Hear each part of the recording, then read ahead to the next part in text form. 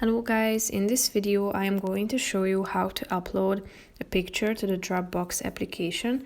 But first I just want to mention, don't forget to subscribe to my channel because at 10,000 subscribers I am going to show you my whole YouTube revenue statistics and growth strategy, how to make money online. So let's jump into it.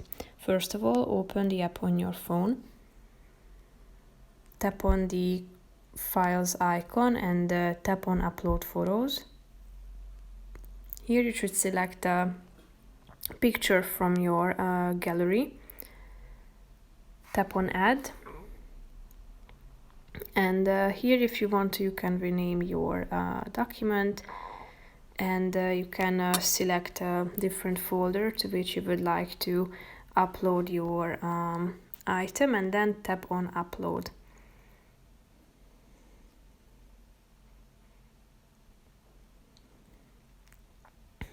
As you can see, it has been uploaded, so you will find your photo or video in this section.